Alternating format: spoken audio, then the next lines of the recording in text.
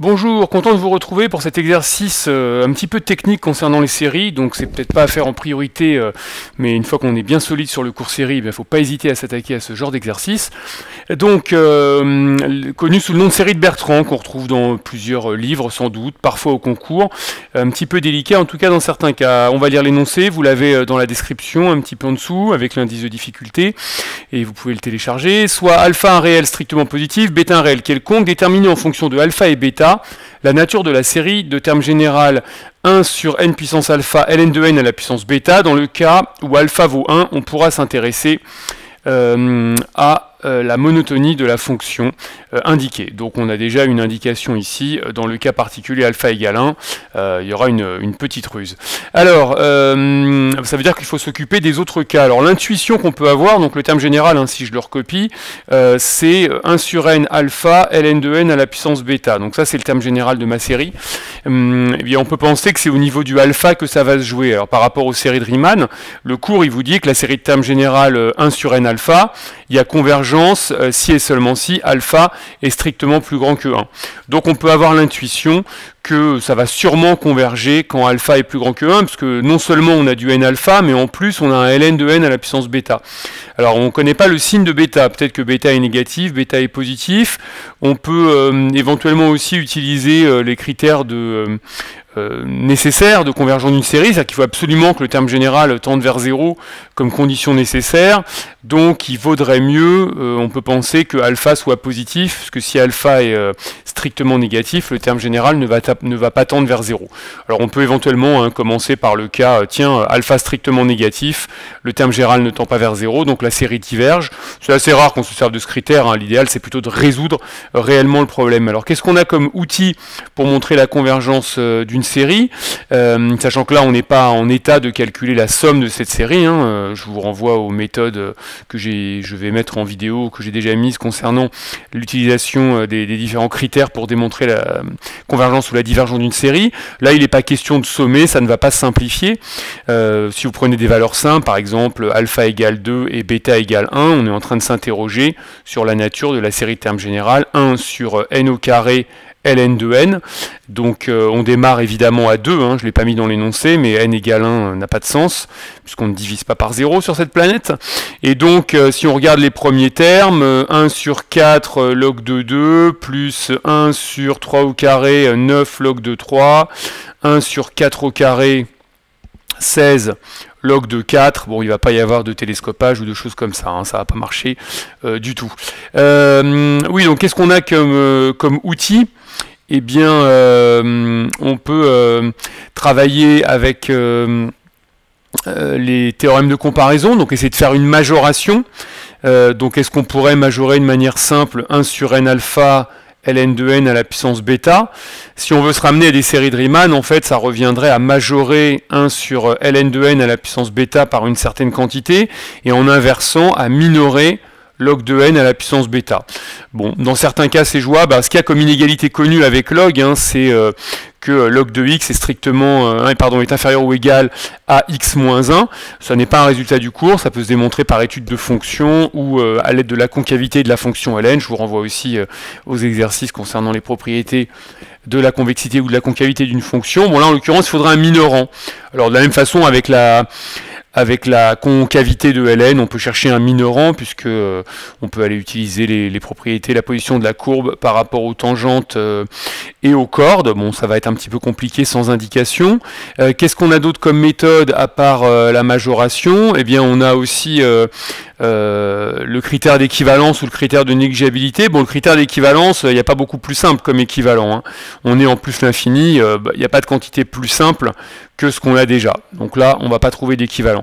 Reste la négligeabilité. Donc effectivement, on pourrait se demander si 1 sur n alpha log de n à la puissance bêta ne serait pas négligeable devant le terme général d'une série dont on sait la nature. Et on a parlé des séries de Riemann, notamment le bon vieux 1 sur n carré. Donc est-ce que ce ne serait pas négligeable devant 1 sur n carré? Et la technique pour ça, en général, c'est d'utiliser le quotient, ce qui revient à multiplier par n au carré. Et donc quelle serait la limite de n au carré fois 1 sur n alpha ln de n à la puissance bêta. Là, c'est un petit peu du brouillon. Et en fait, je me retrouve avec un n au carré moins alpha, si je remonte le n alpha au numérateur. Et j'aimerais bien que cette quantité-là tende vers 0. Et donc, eh bien, comment ça va se passer? Il faudrait que 2 moins alpha soit un exposant strictement négatif pour que je puisse conclure directement au tendage vers 0, ça ne se dit pas, de la quantité. Donc ça veut dire que si alpha est plus grand que 2, on va s'en sortir. Alors j'ai pris n carré par habitude, mais on peut très bien, au lieu de prendre n au carré, s'intéresser à n, disons, à la puissance gamma. Et donc en fait, on aimerait bien que 1 sur n alpha ln de n à la puissance bêta soit un petit taux de 1 sur n à la puissance gamma, avec un gamma plus grand que 1 pour qu'on puisse s'en sortir et pouvoir conclure sur la nature de la série. Et donc en faisant le quotient, bah, ça revient à multiplier en fait par n gamma, et quand je multiplie par n gamma, ma quantité là, 1 sur n alpha ln de n à la puissance bêta, eh bien je me retrouve avec n puissance gamma moins alpha sur log de n à la puissance bêta. Et ça va tendre vers 0 si jamais gamma moins alpha est strictement négatif. Donc si, j'ai dit oui, c'est pas bêta, c'est gamma. Si gamma moins alpha est strictement négatif, c'est-à-dire qu'il va falloir que gamma soit strictement inférieur à alpha. Sauf que je veux aussi que gamma soit plus grand que 1. Donc voilà, si j'arrive à avoir un gamma coincé entre 1 et alpha, je m'en sors. Bah ça c'est possible si alpha est plus grand que 1. Si alpha est strictement plus grand que 1, je peux trouver un gamma coincé entre 1 et alpha, et donc on va s'en sortir comme ça. Ça va être le premier cas, je vous propose de le rédiger maintenant. On verra après ce qui se passe dans les autres cas. D'accord? Donc premier cas.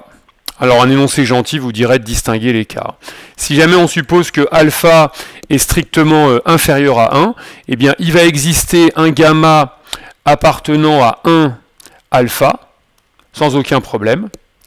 Et de plus, bah, en multipliant par n à la puissance gamma, en fait en divisant par 1 sur n gamma, n à la puissance gamma multiplié par le terme général de la série qui nous intéresse. Il n'y a pas de condition sur bêta en fait.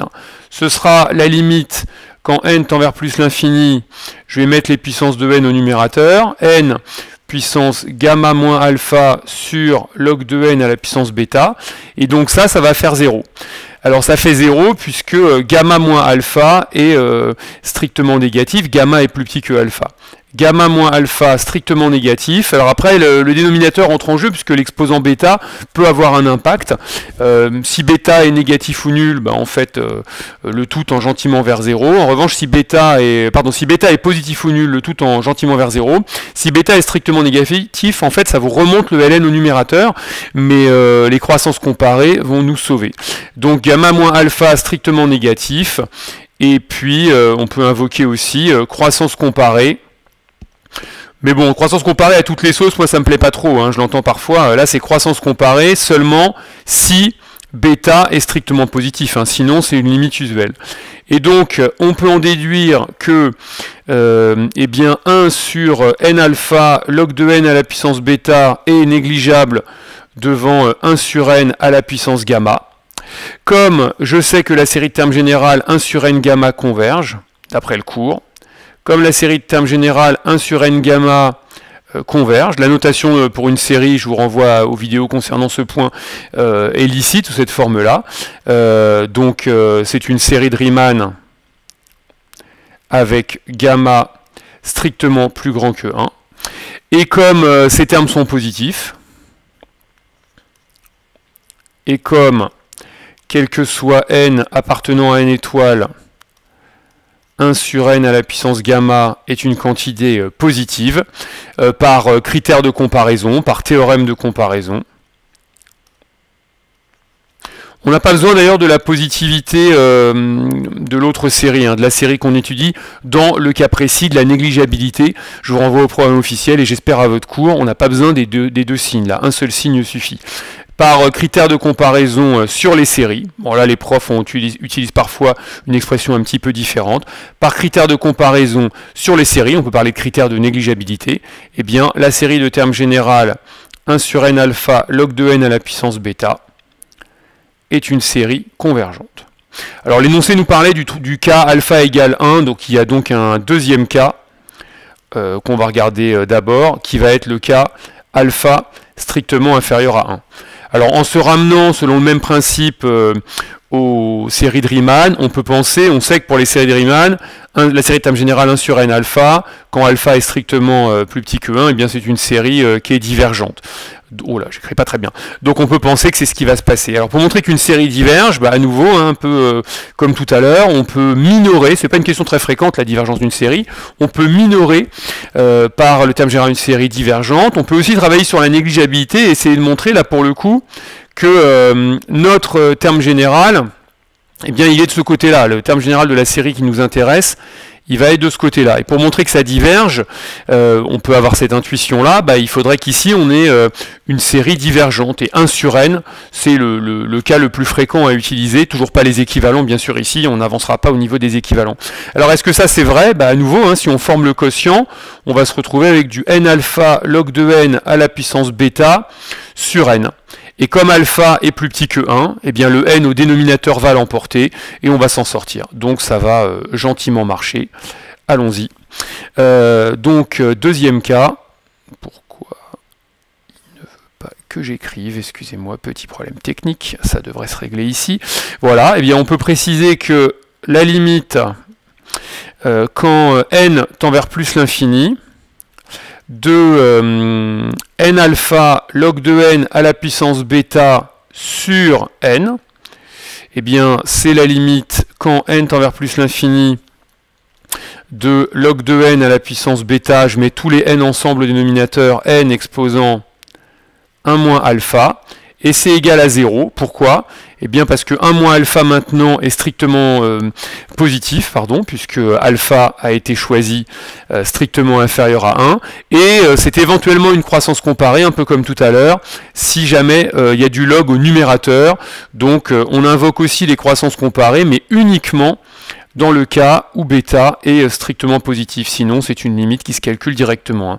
Croissance comparée, si bêta strictement positif. Donc, on a à nouveau une négligeabilité. D'où on peut affirmer, c'est assez rare de montrer une divergence de série, mais ça arrive, que 1 sur n est un petit taux de 1 sur n alpha log de n à la puissance bêta. Et on va à nouveau utiliser les résultats du cours. Comme on sait que la série de termes générale 1 sur n est divergente, donc ce sont les séries de Riemann à nouveau dans le cas où alpha vaut 1, on peut parler de série harmonique. Là pour le coup, dans ce cas-là, il faut la positivité des deux termes. Les deux suites en présence étant positives, sans problème, ça se voit. Eh bien, on va pouvoir conclure à nouveau par critères de comparaison. On ne va pas redire sur les séries à termes positifs, on l'a dit tout à l'heure, un correcteur ne vous en voudra pas d'abréger un petit peu et de ne pas répéter tout le temps les mêmes arguments. Par critères de comparaison sur les séries à termes positifs, eh bien on peut affirmer que la série de termes générale 1 sur n alpha log de n à la puissance bêta est une série qui n'est pas convergente dans ce cas-là, mais qui est divergente. Donc deuxième cas, si alpha est strictement inférieur à 1, la série diverge. Il nous reste un troisième cas à étudier. Qu'est-ce qui se passe si jamais alpha vaut 1? Autrement dit, on s'intéresse à la nature de la série de termes générale 1 sur n, ln de n, à la puissance bêta. Bon, je vous suggère d'aller voir la prochaine vidéo pour voir comment se fonctionne cette étape qui est un petit peu plus délicate et qui va faire intervenir le cours d'intégration. Merci de votre attention. N'hésitez pas à liker cette page, à poser des questions dans les commentaires, à aller voir notre site web pour voir les formules que nous proposons, cours collectifs, cours particuliers, stages de vacances, préparation aux oraux de maths. Merci de votre attention. À bientôt. Au revoir.